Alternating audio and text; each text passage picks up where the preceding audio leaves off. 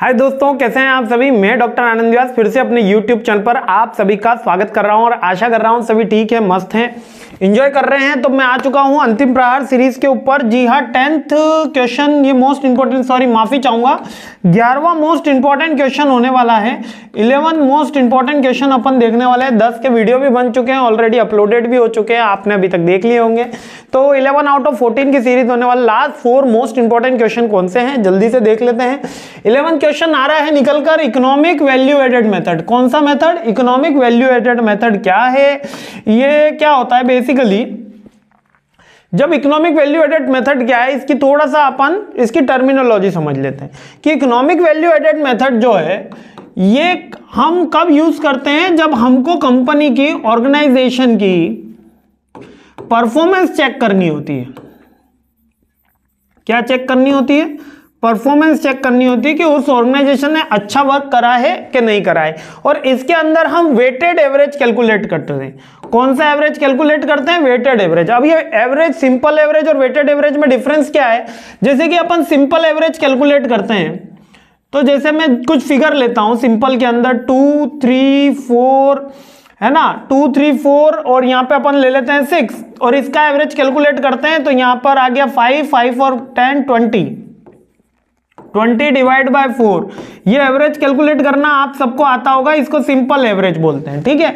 लेकिन ईवीए की खासियत ये है, इकोनॉमिक वैल्यू एडेड मेथड की कैलकुलेशन की खासियत ये है, यहां पर जो मेथड है सिंपल की जगह कौन सा यूज किया जाता है? वेटेड यूज किया जाता है। अब ये वेटेड में क्या करना होता है? वेटेड में हम एक रैंक भी देंगे, यानी 2 की वेट भी देंगे। जो हमारा इन्वेस्टमेंट है उसको हम क्या देंगे? वेट भी दे रहे होते हैं। 2 का वेट मान लेते हैं अपन, ये 2 अपना x हो गया, वेट मान लेते हैं 1 है, 2, 3, 4, 6 और यहां पर अपन इसको 2 का वेट दे देते हैं, इसको भी 2 का वेट दे देते हैं और इसको 3 का वेट दे देते हैं। अब चेक करते हैं, 2 × 2 2, 3 × 2 6, 4 × 2 8, 6 × 3 18। अब टोटल लगाइए, 18 + 2 20, 26 और 34। अब ये 34 डिवाइड बाय 4 होगा। बात समझ में आई? 8.5 आंसर कुछ आ सकता है, हाँ 8.5 ही आएगा, ठीक है। तो समझ में आ रहा होगा आपको। एक बार फिर 6 और 2 8, 8 और 8 16, 16 और 8 8 34, ठीक है, हाँ सही है, हाँ 20 34 डिवाइड बाय 4। तो ये समझ में आया। There is a difference between weighted average and simple average. जब हम ईवीए की कैलकुलेशन कर रहे होते हैं तो वेटेड एवरेज लेते हैं। इतनी सी बात समझ में आई। वेट हमेशा एग्जाम में गिवन होगा यदि इसका न्यूमेरिकल आता है तो। वैसे आने की संभावना ईमानदारी से कम है, लेकिन अगर न्यूमेरिकल आता है तो वेट हमेशा गिवन होगा। कुछ नहीं, कॉस्ट ऑफ कैपिटल को मल्टीप्लाई करके अपन को एक जगह पुट करना होगा, नेट ऑपरेटिंग प्रॉफिट कैलकुलेट करना होगा।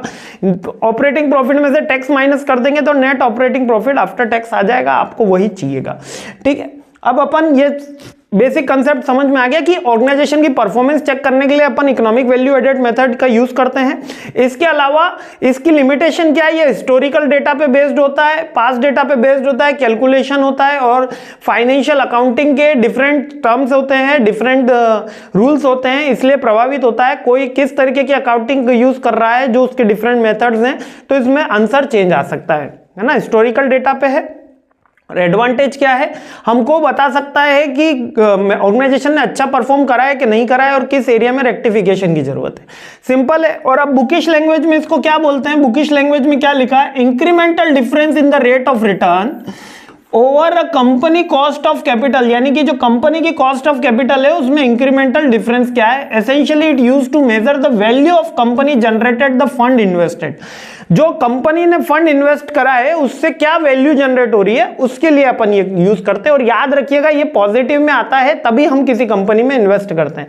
जब इस फॉर्मूले से जो आंसर अपन को कैलकुलेट होगा अगर वो पॉजिटिव में आएगा, तभी सरप्लस में आएगा, तभी अपन इसके अंदर फंड इन्वेस्ट करते हैं। Economic valuation is founded in the theory welfare economics, ठीक है। वेलफेयर इकोनॉमिक्स के अंदर ये थ्योरी आती है, defining the principle the economic value is based on individual preference reflecting their individual need, perceptions and world view. अब कोई simple average ले रहा है, कोई वेटेड एवरेज ले रहा है, इसलिए इंडिविजुअल परफॉर्मेंस के बेस पे और वर्ल्ड व्यू पे हम इसको बताते हैं। इकोनॉमिक वैल्यू एडेड एक मैक्रो इकोनॉमिक की और वेलफेयर की काइंड ऑफ थ्योरी है, जो इकोनॉमिक के बढ़ते हुए, जो इन्वेस्टमेंट के बढ़ते हुए क्रम पे हमको कैलकुलेट करके बता रही कि आपने जितना कैलकुलेट करा है उस पर आपको क्या रिटर्न मिल रहा है, और अगर वो सरप्लस में मिल रहा है तो आप इन्वेस्टमेंट कर सकते हो। आइए इसका फॉर्मूला देख लेते हैं। इसका बहुत सिंपल सा फॉर्मूला है, देखो नेट ऑपरेटिंग प्रॉफिट, थोड़ा सा बड़ा कर देते हैं, net operating profit after tax, यानी कि net operating profit after tax निकालना है। अगर टैक्स दिया होगा तो टैक्स माइनस कर दोगे, into weighted average cost of capital. यहां पर वेटेड एवरेज निकालना अभी अपन ने सीखा, weighted average cost of capital into capital invested, into capital invested. Simple है। नेट ऑपरेटिंग प्रॉफिट कैसे निकालोगे? नेट ऑपरेटिंग प्रॉफिट निकालने के लिए जो प्रॉफिट दिया होगा, ऑपरेटिंग प्रॉफिट आपको गिवन होगा, है ना। प्रॉफिट ऑपरेटिंग प्रॉफिट में से आपको, क्योंकि ऑपरेटिंग प्रॉफिट अभी कैलकुलेट करना इस सब्जेक्ट के कोर्स में नहीं है, इसलिए क्लियर बता देता हूं। वैसे क्या होता है, नेट प्रॉफिट में से ऑपरेटिंग इनकम माइनस हो जाती है और ऑपरेटिंग एक्सपेंसेस जुड़ जाते हैं तो अपना नेट ऑपरेटिंग प्रॉफिट आ जाता है। ये इसका फॉर्मूला है, लेकिन वो अपने कोर्स में नहीं है। आपको सीधा सीधा ऑपरेटिंग प्रॉफिट दिया होगा और टैक्स का रेशो, परसेंटेज कुछ भी दे सकता है, डायरेक्ट माइनस कर देना। इसके बाद वेटेड एवरेज निकालना अभी अपन ने सीखा ही है। इसके अलावा कैपिटल इन्वेस्टेड भी लिखा हुआ होगा। सिंपल है, capital investment equity plus long term डेब्ट होता है, इसको जोड़ दिया, घटा दिया, अगर प्लस में आंसर आया, सरप्लस में आंसर आया, तभी अपन इन्वेस्ट करते हैं। बेसिकली इसकी थ्योरी आने की संभावना ज्यादा है, इसलिए अपन ने इसका न्यूमेरिकल स्किप किया है। फिर भी आप एक दो न्यूमेरिकल अपने हिसाब से बना के जा सकते हो, ठीक है, ताकि फॉर एटमोस्ट एश्योरेंस के लिए, ठीक है। आई होप ये क्लियर हो गया होगा। इकोनॉमिक वैल्यू एडेड मेथड क्या है, नटशेल में बता देता हूं। इकोनॉमिक वैल्यू एडेड मेथड एक ऐसा मेथड है जिससे हम ऑर्गेनाइजेशन की परफॉर्मेंस मेजर करते हैं उसके वेटेड एवरेज से रिलेट करके, और इसमें मैक्रो इकोनॉमिक के फैक्टर्स को रिलेट होते हैं। इसमें हम जो नेट ऑपरेटिंग प्रॉफिट से कंपेयर करके उसकी परफॉर्मेंस मेजर कर लेते हैं। ये हिस्टोरिकल डेटा पे बेस्ड होता है ना। ये इसकी एक डीमेरिट भी और मेरिट भी है। ये फाइनेंशियल डेटा पे बेस्ड होता है, मेरिट भी है, डीमेरिट भी है, एडवांटेज डिसएडवांटेज है तो वो भी लिख सकते हैं। क्विक होता है और एक स्टैंडर्ड जनरेट करके देता है। आई होप क्लियर हो गया होगा, और दो कंपनी के कंपैरिजन में सहायक होता है। बस इतना ही याद रखना है, ज्यादा इसमें परेशान होने की बात नहीं है। तो आई होप क्लियर हो गया है। जल्दी 12, 13, 14 वीडियो लेकर आ रहा हूं, तब तक मेरे साथ बने रहिए। जय हिंद।